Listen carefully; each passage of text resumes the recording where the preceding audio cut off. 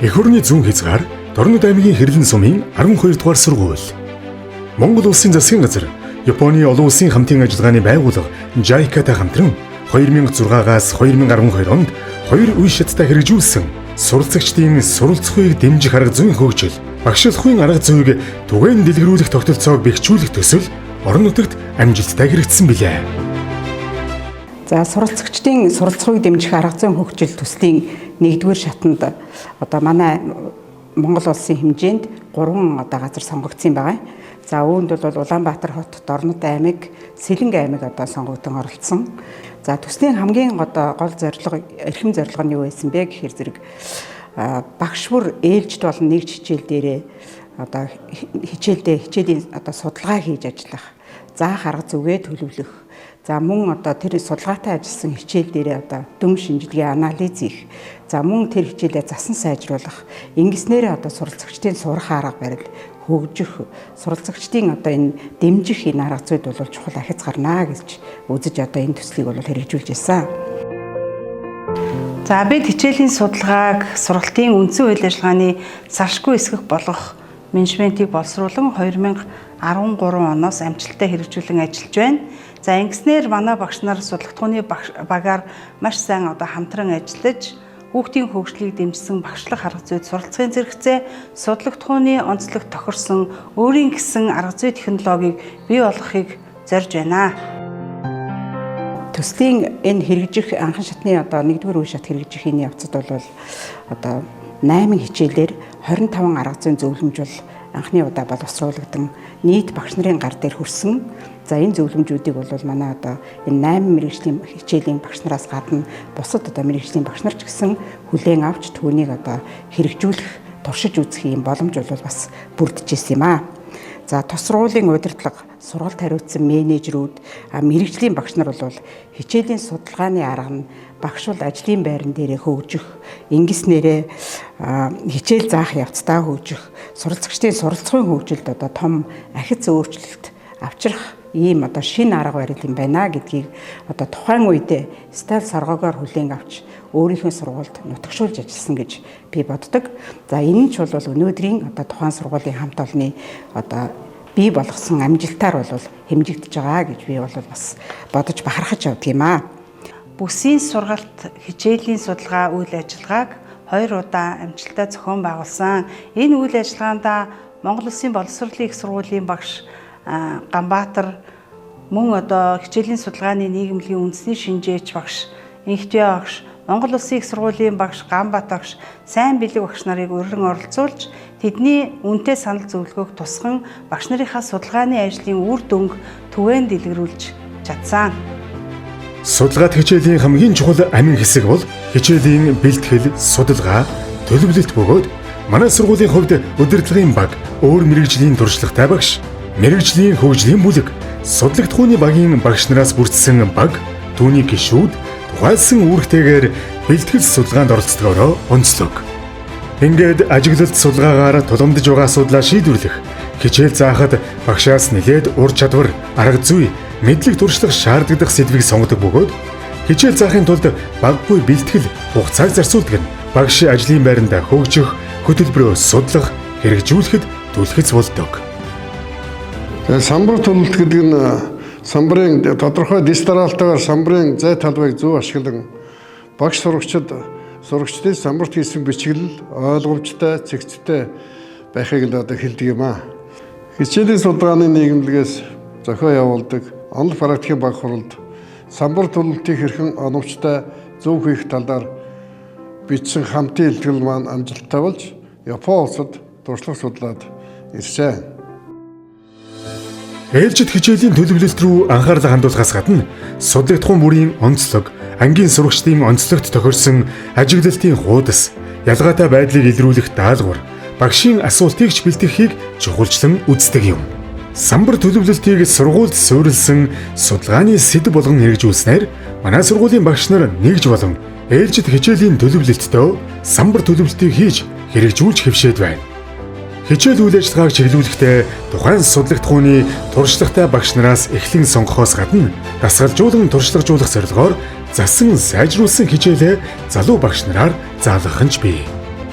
За манай сургуулийн хувьд хичээлийн жилийн эхэнд хүүхдийн хөгжил суралцсан хөгжлийг дэмжсэн нэгдсэн төлөвлөлтийг бол гаргаж хэвссэн. Ингээд сургуулийнхаа зорилтыг хэрэгжүүлэхийн тулд бол сургуулийн хэмжээнд тулгамдсан нэг сэдвийг сонгон хичээлийн жилийн турш одоо хичээлийн судалгаагаа зохион байгуулж байна. Ингээд хичээлийн судалгаагаа зохион байгуулахдаа бол бид бүхэн заах аргын нэгдэл, секц, судлагт тухны баг, мэрэгжлийн хөгжлийн бүлгээр хамтран хичээлийн бэлтгэл судалгааг бол маш сайн чанартай зохион байгуулж байна. Ингээд дараа нь төлөвлөсөн төлөвлөлтийнхөө дагуу бол хичээл үйл ажиллагаагаа зохион байгуулж байна. Ингээд зохион байгуулсныхаа дараа ажиглалт тэмдэглэл хөтлөн тодорхой зорилго чиглэлтэйгээр л ажиглана. Ингээд ажиглалт хэлэлцүүлгийн үр дүнгээ бол хэлэлцэн санал зөвлөмж гаргасан санал зөвлөмжийнхаа дагуу бол хичээлээ засан сайжруулах гэсэн 4 үе шаттай бол зохион байгуулж байна.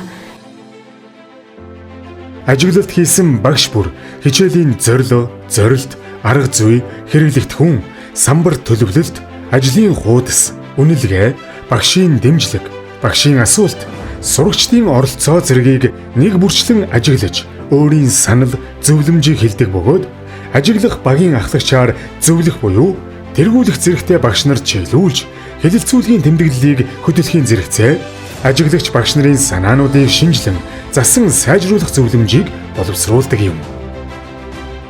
Манай ангид багш нар маш их судалгаат хичээл заадаг. Судалгаат хичээлийг заахдаа бид нарыг баг хуваадаг. Тэгээд тэр баг хуваагдахдаа бид нар багаараа ажиллаж сурдаг. Тэгээд олон сонирхолтой зүйлийг мэдэж авдаг. Үндэсний хичээл дээр бидэнд гүйдэг цэжж хийлэгдэг.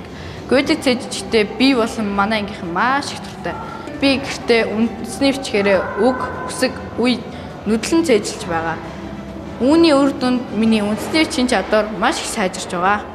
Англи хэл алтан боломж аяны хүрээнд дуу, түргийн хэллэг, жүжиглэн тоглолт зэргийг явуулдаг нь манай сургуулийн онцлог гэж боддог. Миний бодлоор 6-аас 12 дугаар ангидаа дуу, түргийн хэллэг, жүжиглэн тоглолтод оролцсоноор өөрийгөө нээх, өөртөө илүү ихтэй болох эхлэл маань болсон гэж боддог. Өөрөөр хэлбэл англи хэлийг илүү сонирхолтой аргаар сурах арга барилд суралцж байдаг юм байна гэж бодож байгаа. Бусад сурагчдаас бас харахад ярих чадвар нь нэмэгдэж, бие даан суралцах чадварт суралцж байдаг юм байна гэж бодож байна. Хэлэлцүүлгийн үед гарсан санал зөвлөмжийн дагуу хичээлийг засан сайжруулахдаа мөн ажиглалтын хуудасаач бас засан сайжруулах тохиолдол гардаг. Сурагчид аль алхмын дасгал, даалгавар гүйцэтгэхдээ дутмаг байсныг тодорхойлон, ялгаатай байдлыг илрүүлэх даалгаврын тавилыг үнэлгээний шалгуурт тохируулан сайжруулж, дараагийн заах ангийн сурагчдынхаа өмнөх төсөөлөл, чадварыг судлан засан сайжруулалтын төлөвлөлтөө хийж байна. Өөрсдийн хийдэг өдөр тутмынхаа үйл ажиллагааг судалгаа шинжилгээний ажил болгон үүнийг илтгэл болгон бичиж улсын хэмжээнд хэлэлцүүлдгээрээ онцлог юм аа. Энэ онол практикийн баг хуралд оролцож маш их олон зүйлийг сурсан, ирээд бусдад түгээн дэлгэрүүлсэн Япон улсын хичээлийн судалгааны нийгэмлэгийн үйл ажиллагаатай танилцах, Японы боловсролын хүүхдээ хэрхэн яаж хөгжүүлдэг талаар бид нэр туршлага судалжаад ирсэн. За хамгийн сүүлд гэхэд бид 2022 онд манай баг хамт олон буюу 12 хүн Японы Осака хотын хичээлийн судалгааны нийгэмлэгийн туршлах үйл ажиллагаатай танилцаад ирсэн. Энэ үл манай сургуулийн түүхэнд бас л нэгэн торгон хуудас болж үлдэхээр болсон онцлог. Тус сургууль 2015 оноос эхлэн JICA олон улсын байгууллагын сайн дурын мэргэжилтэн багшийг авч ажилуулсан билээ.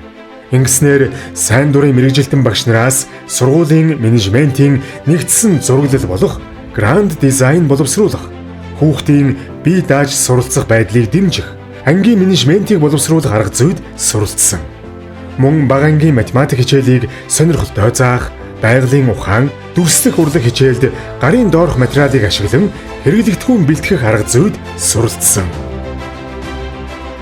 Багш мэргэжлийг эзэмшиж ажлын гараагаа эхэлж байгаа надад JICA-гийн мэргэжилтэн Касай багшаас суралцах зүйл их байсан. Жишээ нь хүн байгаль хичээлийг таамаглал дэвшүүлэх, төлөвлөгөө боловсруулах, туршилт зохион байгуулах, мэдээлэлээ боловсруулж дүгнэлт гаргах гэсэн үйл ажиллагаагаар зохион байгуулбал хүүхдүүдэд илүү үр дүнтэй мэдлэг ойлголт болохоор үйл ажиллагаа болдгоо гэж мэдэж авсан. 2019 онд ажлын анхны гараагаа 12 дугаар сургуулиас эхэлсэн. Тухайн үед олон улсын JICA-гийн сайн дурын мэргэжилтэнд Юки Ямада багш маань ажиллаж байсан.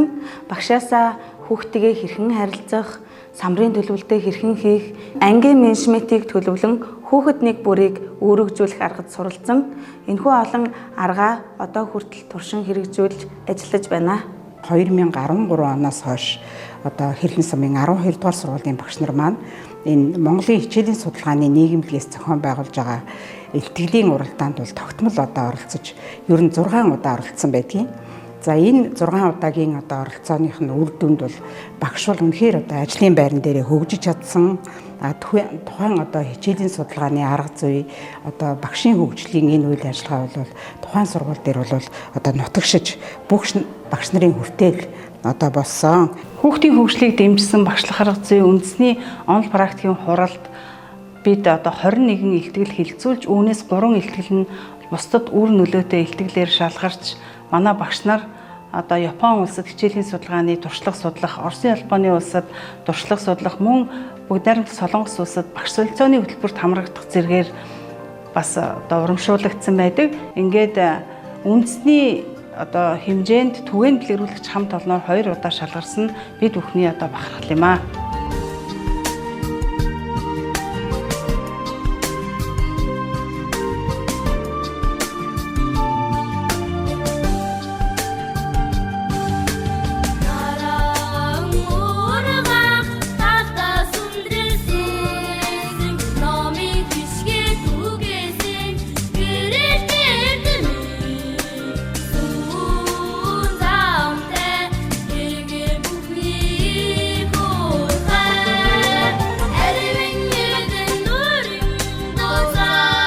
Орон аймгийн Хэрлэн сумын 12 дугаар сургууль.